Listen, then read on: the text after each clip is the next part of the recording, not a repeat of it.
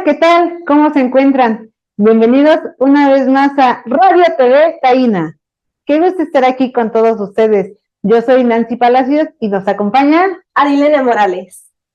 Qué gusto estar aquí, porque ya casi es diciembre y estamos muy contentas. El día de hoy tenemos a varios ponentes con temas muy interesantes. Amigos de Radio TV Taina, soy Anaí Rodríguez. ¿Sabían que el 20 de noviembre se conmemora el aniversario de la Revolución Mexicana? El inicio de la Revolución Mexicana se dio cuando Francisco y Madero, al proclamar el Plan de San Luis, conminó a los mexicanos a levantarse en armas contra el gobierno de Porfirio Díaz, el cual había durado ya 36 años en el poder. Eso es todo, hasta pronto. Nos acompaña el doctor, profesor de historia, Arturo Vázquez Rangel, un hombre con ética profesional enorme, con fuertes valores y grandes principios morales. ¿Cuál es la relevancia de la Revolución Mexicana? La Revolución Mexicana es un movimiento popular. Esto hay que destacarlo. Es, sin duda alguna, la continuidad de la ininterrumpida lucha del pueblo mexicano por consolidar su soberanía, integrar una nacionalidad y conformar una nación libre, soberana e independiente en el concierto de las naciones. La Revolución Mexicana es la primera revolución social del siglo XX, y es una revolución social porque no solo se trata de derrocar a los gobernantes en turno, a los dictadores en turno. En la primera etapa de la revolución, la revolución tiene dos etapas armadas. En la primera etapa armada de la revolución, el pueblo se levanta en armas y sigue a don Francisco y Madero para derrocar la dictadura de Porfirio Díaz, porque hay en el Plan de San Luis un artículo que establece la devolución de las tierras a los campesinos campesinos y pueblos originarios que habían sido despojados de sus tierras por los hacendados favorecidos por la dictadura porfirista. En la segunda etapa armada, el movimiento constitucionalista es para derrocar a Victoriano Huerta, que había dado el golpe de Estado contra Madero y que había usurpado la presidencia. Entonces, se unen los movimientos del norte y del sur y constituyen el ejército constitucionalista, que a partir del Plan de Guadalupe es un movimiento político, pero la gran masa popular se incorpora al movimiento debido a que en el Plan de Guadalupe es reformado en Hermosillo, Sonora, y se le agrega al Plan de Guadalupe no solo la lucha política, sino que también se agrega al Plan de Guadalupe, con las modificaciones que se hacen en Hermosillo, las reivindicaciones de carácter campesino, es decir, la devolución de la tierra, y adicionalmente se agregan las banderas de los obreros en pos de una jornada máxima de trabajo, en pos de un salario mínimo remunerador, en pos de prestaciones sociales, en pos de la seguridad social para los trabajadores. Todas estas demandas populares se cristalizan en el Congreso Constituyente de 1917. ¿Sí? Y por eso la Constitución del 17 es la primera constitución en el mundo que incorpora los derechos sociales, el derecho a la educación, el derecho a la salud, la seguridad social, el derecho laboral y algo fundamental, en el artículo 27 el derecho de los campesinos a la tierra y la propiedad originaria de la nación sobre el suelo y el subsuelo del país. A diferencia del criterio jurídico anglosajón, en el caso del criterio jurídico mexicano, la propiedad del subsuelo no es de quien es propietario del suelo. Los recursos naturales del subsuelo son propiedad originaria de la nación, y en eso se apoya el último movimiento reivindicatorio, que es la expropiación de la industria petrolera en nuestro país, en el gobierno del general Lázaro Cárdenas, que también lleva la más profunda reforma agraria y la incorporación de la clase trabajadora a los proyectos de la Revolución Mexicana. Por eso, el maestro Adolfo Gili, recién fallecido, luchador social, calificó a la Revolución Mexicana como la revolución interrumpida, porque considera que con Cárdenas la revolución alcanza su máxima expresión. ¿Cuáles son algunas de las deudas de la revolución? Y ya a partir del gobierno de Cárdenas empieza a abandonarse las banderas reivindicatorias de la Revolución Popular de México. No es, a veces hay una mediación, el gobierno asume un carácter supraclasista y en ocasiones trata de introducir reivindicaciones de beneficio popular, como es el caso de la aplicación del gobierno de Luis Echeverría. Pero se profundiza el retroceso a los derechos de los trabajadores durante los gobiernos del periodo neoliberal de 1988 hasta 2018.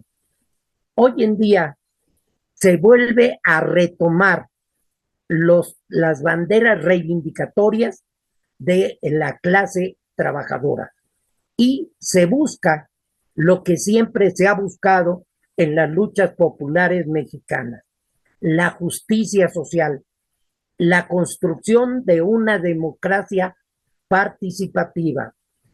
La Revolución Mexicana no es un hecho aislado. La Revolución Mexicana es una continuidad. ¿Y qué es lo que ocurre? ¿Qué es lo que se busca? Lo que se busca es la justicia social. Lo que se busca es el bienestar de las mayorías. Claro, lo ideal sería la mayoría, el bienestar de todos, pero si esto no es posible, porque eso es lo ideal, nos vamos a lo posible, y que es la búsqueda de la justicia social y el bienestar para la mayoría de los mexicanos.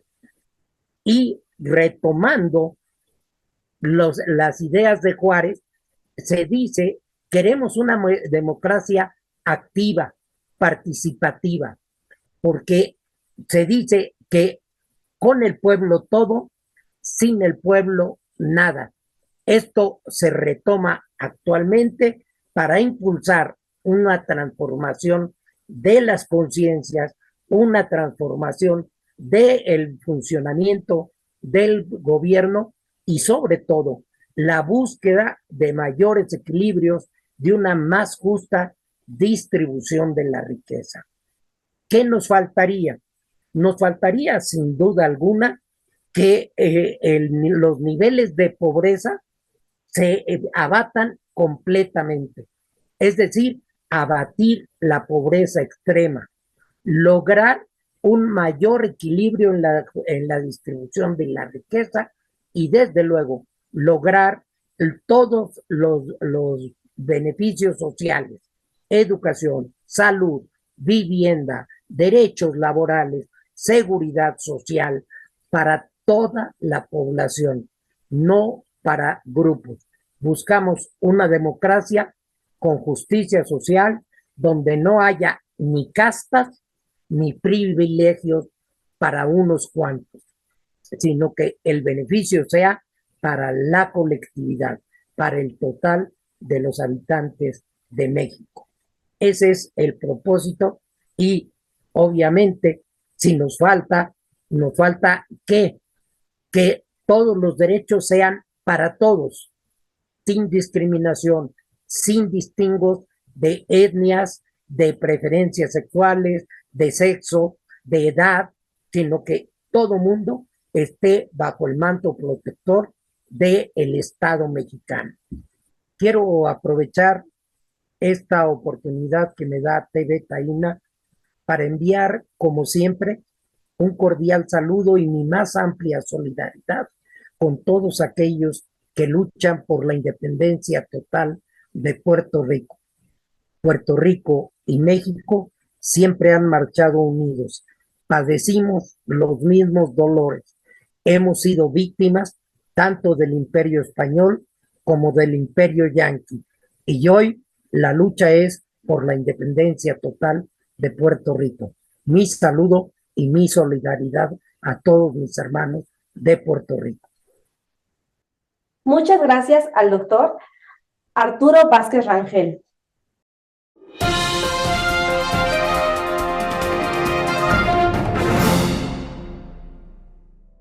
Bienvenidos a este video especial en el que exploraremos la vida y obra de don Pedro Albizu Campos, una de las figuras más influyentes en la lucha por la independencia de Puerto Rico. Acompáñenos en un viaje a través de su legado y su valiente compromiso con la causa independentista. Don Pedro Albizu Campos nació el 12 de noviembre de 1891 en Ponce, Puerto Rico. Creció en un entorno humilde y mostró un gran talento académico desde temprana edad.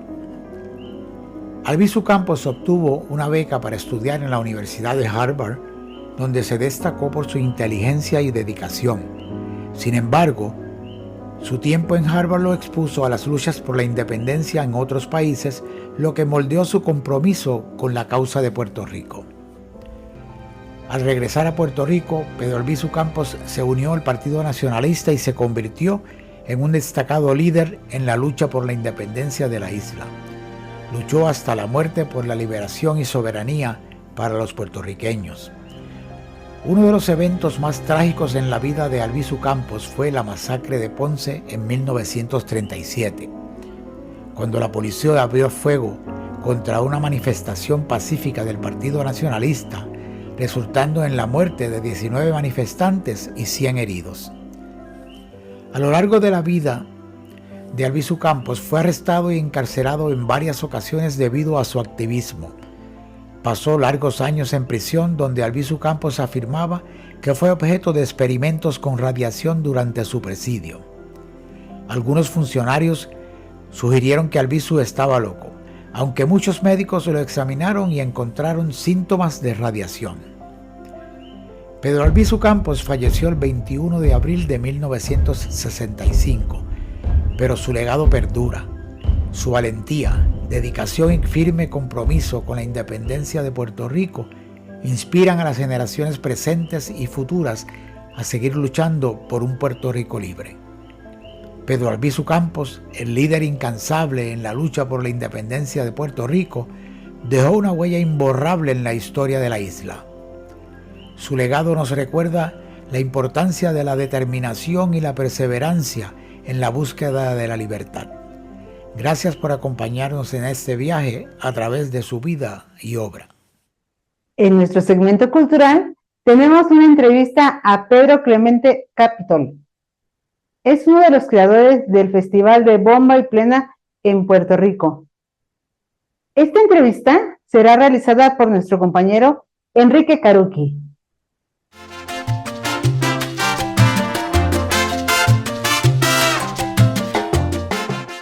Muy buenas noches, amigos de Radio TV Taína. Hoy aquí un día más, pero un día de festejo para nosotros porque tenemos nada más y nada menos que a Pedro Clemente, más conocido en el medio cultural, en el medio musical, artístico, como Capitol. Y así me voy a dirigir con Pedro porque, bueno, pues le gusta además ese nombre Capitol y todo el mundo lo conoce así. Dice que cuando le llaman a su casa como Pedro es porque le van a cobrar algo o lo andan buscando por algo, ¿no? Entonces, es mejor Capitol, se siente más cómodo.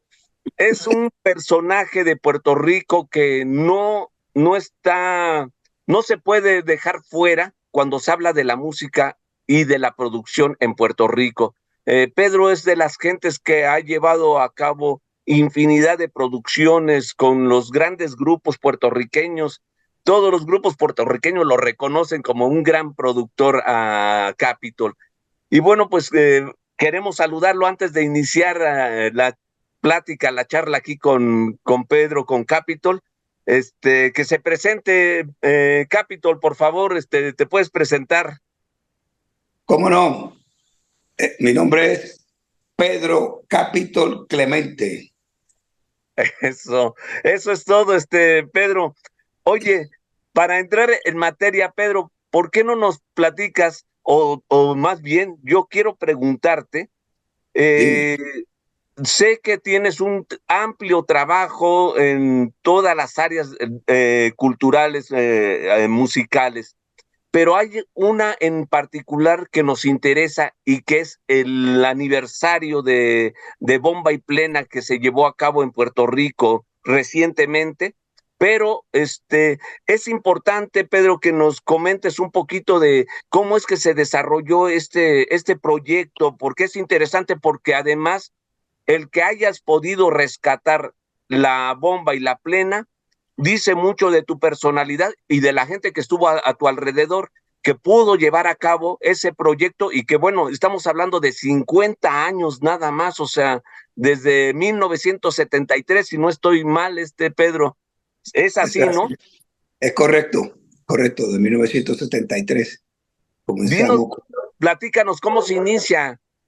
Sí, esto se inicia en la Universidad de Puerto Rico con un grupo de estudiantes y profesores, ¿verdad? De la universidad, donde nos dimos a la tarea, primero que nada, o sea, nosotros teníamos un grupo de música, teníamos producciones de salsa, teníamos producciones de diferentes géneros de la música, ¿no? Y de grandes artistas como Imán Rivera, el Gran Combo y diferentes grupos musicales que eran los de que estaban en ese momento, ¿verdad? Que eran los que estaban prácticamente trabajando. Entonces, los grupos de la Bomba y de la Plena se habían quedado en el olvido, ¿no?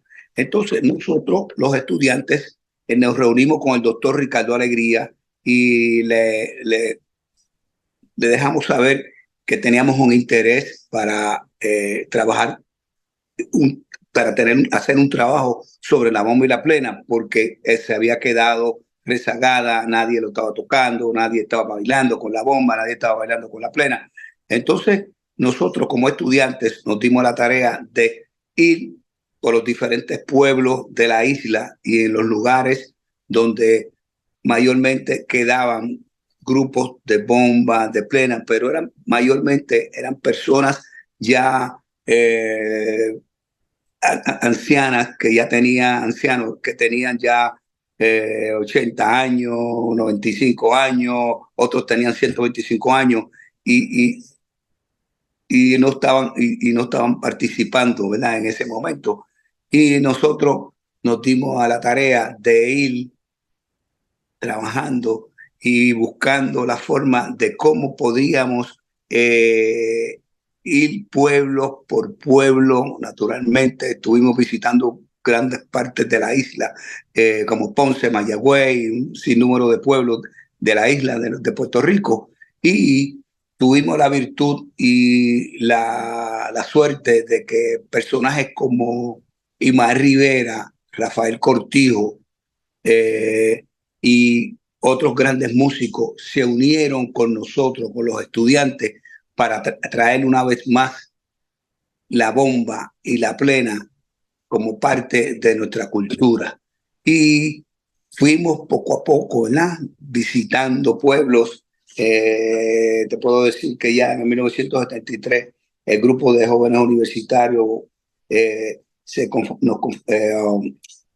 comité organizador del primer festival de Bomba y Plena, impulsado por el antropólogo Ricardo Alegría, entonces director ejecutivo del Instituto de Cultura Puertorriqueña, y estos jóvenes nos dimos a la tarea de investigar la situación de los géneros musicales de origen africano en Puerto Rico, como la bomba y la plena.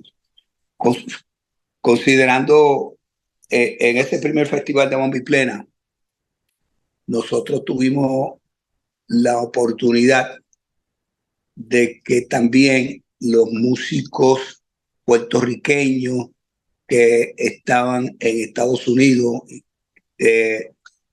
comenzaron también a llegar y a participar en las actividades nuestras.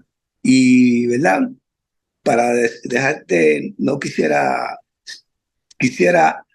Sí, decir Capitol, tantas. sí, yo sé que hay una infinidad tremenda. Yo creo que debes de tener una información tremenda de todo lo que han podido realizar, pero quisiera preguntarte algo, Pedro. Quisiera preguntarte algo, Capitol, con respecto a si alcanzan a dimensionar, lo que lograron con el rescate de la bomba y la plena, Capitol, porque esto fortalece obviamente la nacionalidad puertorriqueña, la nacionalidad borinqueña, y yo creo que lo que hicieron fue eso, fortalecer esa área, Capitol.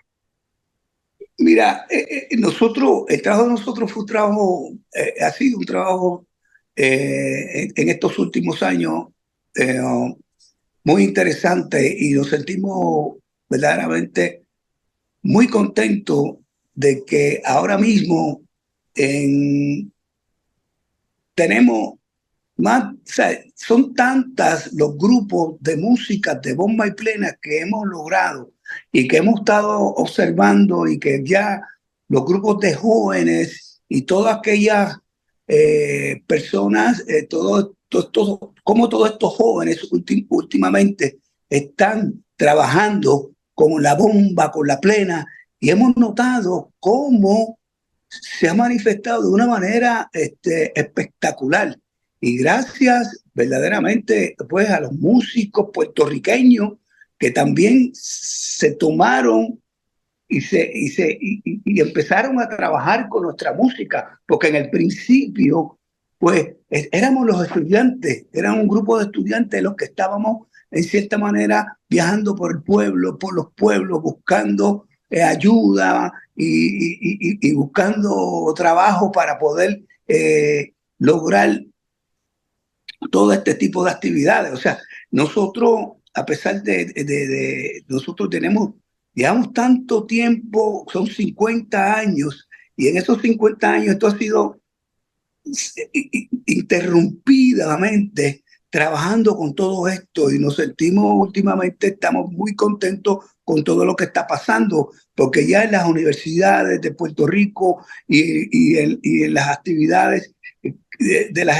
escuelas de los niños y de los estudiantes de primer grado, segundo grado, o sea, ya todo esto se está trabajando, y estamos ahora mismo haciendo un trabajo y seguimos trabajando con todo esto, en el cual pues yo me siento completamente contento por todo esto. Le doy muchas gracias al doctor Ricardo Alegría, a nuestras amistades y amigos que en cierta manera nos unimos, y ya en estos 50 años nos sentimos bien contentos de que hay un grupo de bomba, de que hay grupos de plena, de que además de la bomba y la plena, pues hay diferentes ritmos también de la bomba y la plena que los hemos traído para trabajar con nosotros.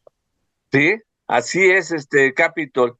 El trabajo que has venido desarrollando en conjunto con tu gente de trabajo, pues está generando huella, ¿no? Como tú bien lo señalas, ha producido más grupos, otros grupos se han interesado por la plena, por la bomba, y que es un género que estaba perdido y que, bueno, te repito, yo creo que eso fortalece la nacionalidad borinqueña, Capitol, con estos géneros tan tradicionales que son representativos de Puerto Rico, Capitol. Y Sí, bueno, mira, sí, dime. sí, no, lo que te quería decir, o sea, que Puerto Rico es muy rico en la, ¿sabe? En la música. O sea, tenemos tanta música y que te podría decir, o sea, es una isla tan pequeñita, pequeñita, pero grande de corazón. Somos unos grandes músicos. Hay niños que cuando a veces tú llegas a un lugar y tú ves a jóvenes niños en un balcón tocando la bomba, la plena y cantándola. Y a veces tú dices, pero ven acá, o sea, cómo si le estamos, o sea, cómo han ido aprendiendo de una manera, o sea, y cómo lo logran, o sea, eh, eh, eh, cómo logran una vez más, ¿cómo te diría? O sea, cómo los jóvenes aprenden de una manera tan rápida que nos ha permitido a nosotros estar trabajando por 50 años. Y esto además no solamente la fabricación de instrumentos, porque simplemente, o sea, nosotros tenemos unos instrumentos que son instrumentos que son parte de esa africanía que nos llegó a Puerto Rico y todo esto, o sea, que ha sido para nosotros algo tan espectacular y o sea, nos sentimos bien contentos de todo lo que está pasando, de todo lo que se ha logrado, que tenemos un equipo de músicos y de niños y de Sí, maestros trabajando, una cosa espectacular. Nos sentimos verdaderamente bien contentos con todo esto y esperamos pues continuar porque todavía nos queda mucho sí, por hacer.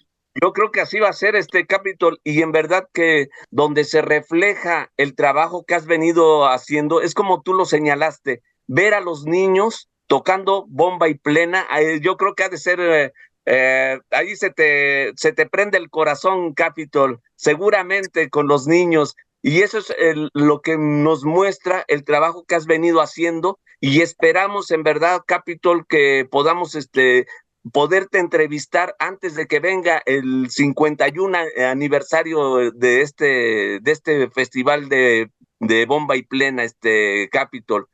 Y Bueno, pues nada, Pedro, disculpa que ahora el tiempo se nos va muy rápido aquí en estas entrevistas, pero queremos agradecerte por parte de Radio TV Taína el que hayas podido darnos un poquito de esta historia de la recuperación de la bomba y la plena en Puerto Rico, Capitol. Muchas gracias en verdad por haber permitido tomar esta entrevista, Capitol.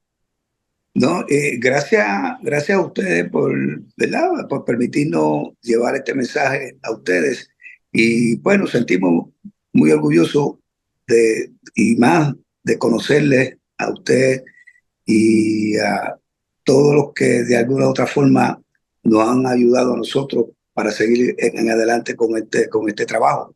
Y un millón de gracias y verdaderamente me siento bien contento y para mí un placer conocerles y verdaderamente me gustaría pues encontrarnos una vez más, aunque sea personalmente, y me gustaría estar con ustedes y seguir pues haciendo el trabajo que nos toca trabajar, ¿verdad? En beneficio de lo que es la música nuestra, la música puertorriqueña y todas las cosas buenas y lindas y bonitas que tenemos nosotros como músicos.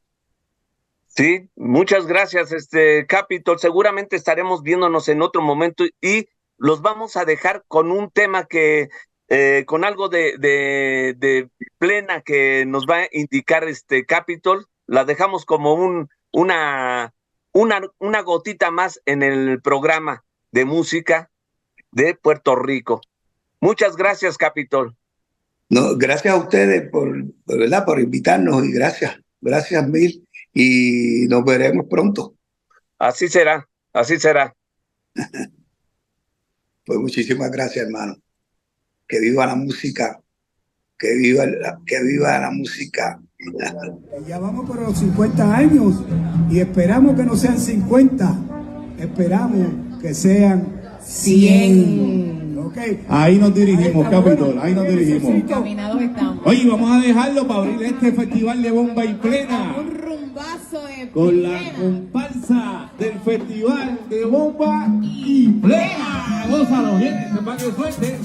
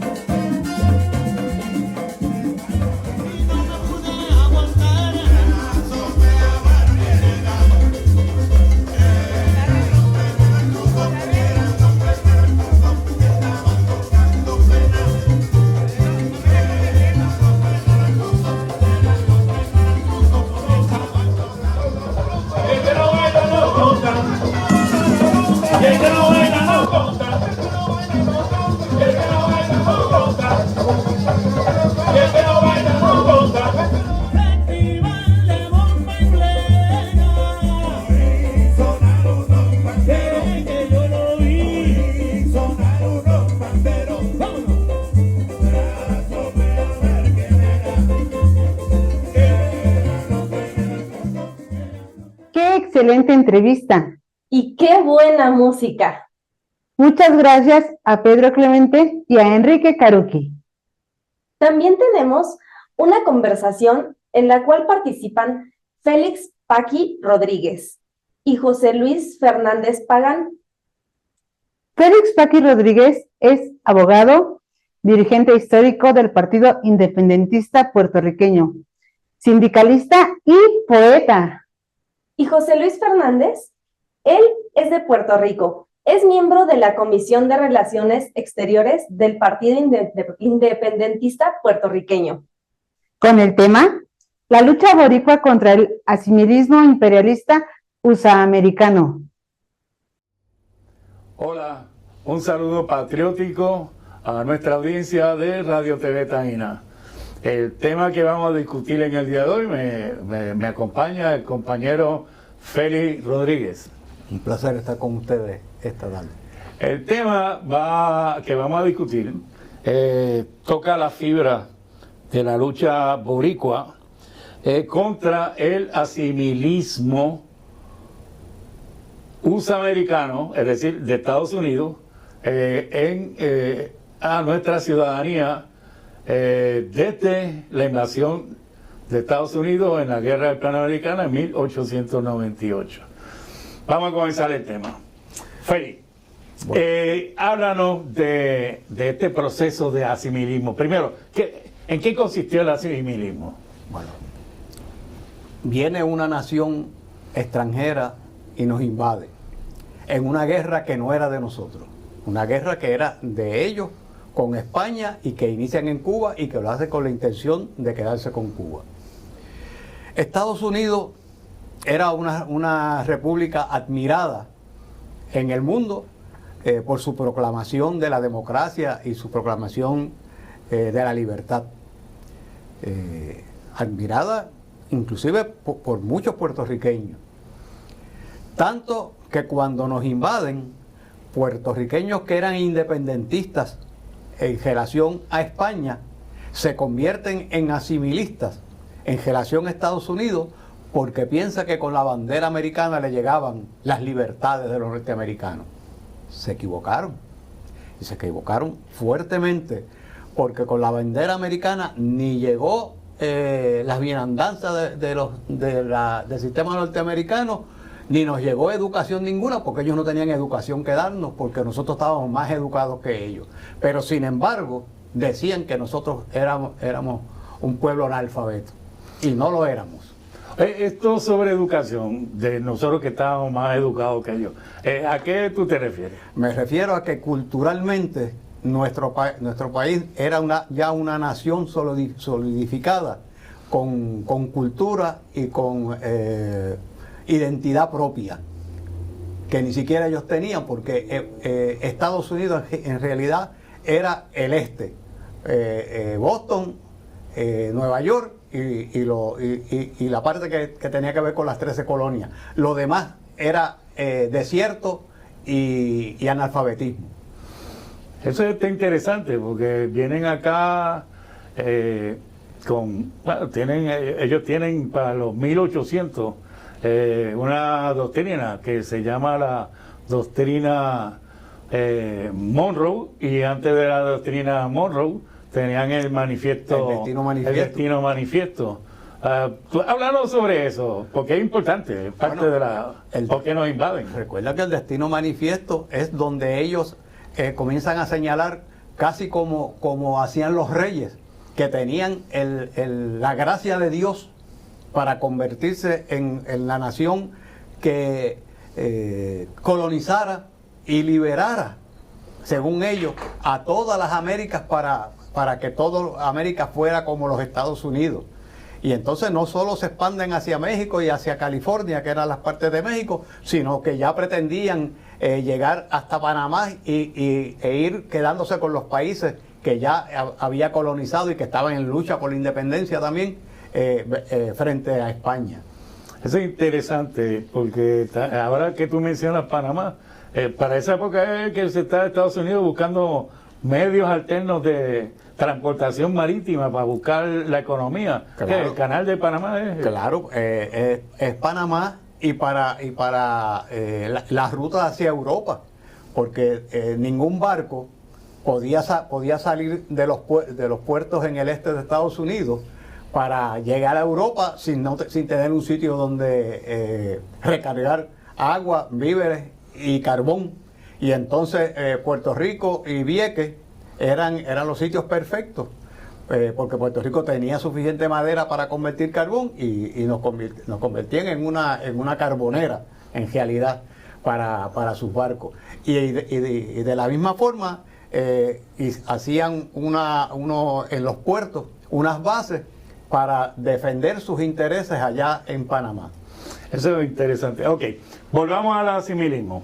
¿Qué más hizo Estados Unidos para trabajar con asimilar el pueblo puertorriqueño? Bueno, Estados Unidos lo primero que hace es establecer su gobierno militar. Y desde ese gobierno militar comienzan a establecer un sistema de enseñanza donde imponen el inglés como idioma para los puertorriqueños. Los puertorriqueños obviamente hablábamos español, porque se había desplazado ya el taíno hacia siglos. Y nuestro idioma normal era el español. Pues intentan imponer el inglés, traen a maestros norteamericanos para dar clases en nuestras escuelas y para enseñar a los maestros inglés para que a su vez dieran clases. Por eso es el cuento de Abelardo Díaz Alfaro de Santa Claus va a la cuchilla, porque los maestros nuestros se les hacía difícil aprender inglés para enseñar inglés. Apenas tú puedes aprender inglés para hablar inglés, imagínate para enseñarlo. Y Abelardo Díaz Alfaro, un cuento genial, ridiculiza ese intento de los norteamericanos. Hicieron más. Ellos prohibieron una tradición como la tradición de Reyes, que por ley se celebraba el 6 de enero, ellos lo prohíben, pero el pueblo puertorriqueño sigue celebrando los Reyes hasta hoy en día. Ellos intentaron que nuestras tradiciones culturales fueran eliminadas y nuestro idioma cambiado. Lo que ellos hicieron en Filipinas no lo lograron aquí. el pueblo de Puerto Rico puso un muro de contención. Y era natural que funcionara el muro de contención porque éramos una nacionalidad. Estábamos constituidos como pueblo. Éramos más pueblo que ellos. Porque vuelvo e insisto, ellos eran el este de los Estados Unidos, ellos eran Boston, era Nueva York, era Filadelfia. Pero de ahí hacia el oeste, eso era un país bárbaro, de abusadores matando a los nativos de ese país. Era un país lleno de personas, de guerreros, que iban conquistando tierra, quitándosela a los nativos. Es decir, y que cometieron barbaries y genocidios en esa época, y que intentaron hacerlo así. De hecho, fue esa época cuando se está moviendo hacia el oeste de Estados Unidos que le roban las tierras a México. Exacto. Y compran otras más. Compran a Pero Luisiana. se llamaba ¿qué? La fiebre del oro. La fiebre del oro. Que eso fue lo que cogieron a los Sioux, a los Dakota, todos los nativos los pusieron en reserva, ¿no? Y la ley Monroe y el destino manifiesto. O sea, ellos entendían que Dios les había dado permiso. Ellos se creen que eran algo así como el pueblo de Israel. Sí. Que Dios le había dado permiso para acabar con todo el que estuviera en las posibilidades y en sus fronteras naturales y las no naturales, porque las podían extender por donde quiera que Dios les dijera. De hecho, el destino manifiesto lo que hace es declarar que Estados Unidos puede coger en la ruta hacia Panamá, coger Centroamérica y el Caribe. Eso con el destino manifiesto. Y claro, le habían metido manos a México. Pero con la Monroe, lo que hacen es que crean América para los americanos. Sí, hasta la Patagonia podíamos llegar. Exacto. Con el gran garrote para todo el que se opusiera. Eso es hablando del área cultural, porque también del área cultural podemos decir que hay gente que dicen aquí que nosotros no somos puertorriqueños, que eso es un mito, si somos ciudadanos americanos. Pero tengo entendido que el sentir patriótico puertorriqueño nace con el grito del Ares. O sea, ya estaba bien firme. Desde el grito del Ares ya nosotros somos una sociedad culta y completa. Culturalmente somos una nacionalidad. Por eso es que no nos pueden asimilar. Vuelvo y insisto, como a Filipinas. Filipinas eran un archipiélago con diferentes idiomas. Un poquito en el español en algunos lados, pero el resto eran los idiomas de los aborígenes. Sí. Y por eso es que logran que el inglés funcione como un aglutinador. Aquí no lo lograron.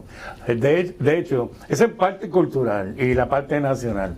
Y breve, vamos a ver, porque nosotros tenemos una lucha que es también el acelerismo del tiempo que nos corre. Pero en la parte política, porque Puerto Rico en aquel momento tenía un tratado. En la parte política, desde que estábamos en la vía autonomista, viene el deslumbramiento desde algunos puertorriqueños, porque piensan que Estados Unidos es una nación que va a traer libertades. Esas libertades nunca llegan. Desde el 1898 hasta el 1930, Puerto Rico es una de las áreas más pobres del Caribe y de América Latina. Lo que se recoge en la canción de Rafael Hernández, que todo el mundo conoce, el Lamento Borincano. Y Puerto Rico, de ahí del 30 en adelante, es que puede comenzar un poco a lograr progreso a base de que los puertorriqueños se fueron convirtiendo en una economía para beneficio de los propios puertorriqueños. Pero de eso vamos a tener que hablar en otro programa. Porque se nos queda también otra parte de asimilismo, del impacto que tuvo, porque Puerto Rico tenía su propio banco, su propia moneda. Exacto. Y la devaluaron. Y la devaluación que significó para el terrateniente y el agricultor puertorriqueño. Bueno, se acabó la economía puertorriqueña en esa época y fue sustituida por la economía norteamericana, que era la caña. Empezaron el monocultivo y todo eso. Este tema es bien interesante, mucho de qué hablar.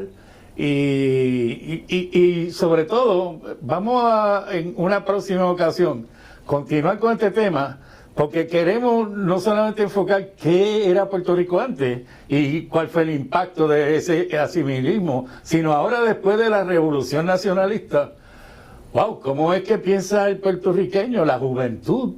Porque estamos pasando una nueva generación y ahora hay mucho espíritu por la defensa de la independencia, la soberanía y mucha lucha por ello. Eso es así. La generación nueva acabó con el miedo de la generación vieja y de eso podemos hablar en la próxima. Y va a ser, es una promesa. Claro, Radio TV Taína nos tiene que autorizar a tener esa discusión. Gracias, audiencia de Radio TV Taína, y nos vemos en una próxima ocasión. Félix, gracias por tu contribución. Qué interesante lo que escuchamos en esta plática. Claro que sí. No nos queda más que agradecer a Félix Paqui Rodríguez y a José Luis Fernández Pagán por su amable participación. Queridos amigos, queremos informarles que este 5 de diciembre es nuestro programa número 61 y es el último de este año. Sin embargo, estaremos retomando nuestras transmisiones en el mes de enero. Queremos agradecer a Freddy Vadillo en la producción técnica y edición. En la producción ejecutiva, a Juan Antonio Papo Castillo post mortem, a Rodrigo Lucena, Enrique Caruqui y Ramón O'Neill. Colaboradores: Elda Carreño, Belén León, Enrique Aguilar, Raúl Pérez Ríos, Anaí Rodríguez Quirino y Adilene Morales. A la magíster Angélica Dueñas. Ella es nuestra corresponsal de Colombia. Al licenciado José Luis Fernández. Él es nuestro corresponsal en Puerto Rico. En el diseño gráfico, a Anita Avilés. En el staff, agradecemos a Karen Acosta Rodríguez y a Oliver Palacios Ortega. Nos despedimos de ustedes, no sin antes pedirles que se suscriban y que nos regalen un like. Sus amigas, Nancy Palacios y Adilene Morales. Hasta la próxima. Radio TV Taína.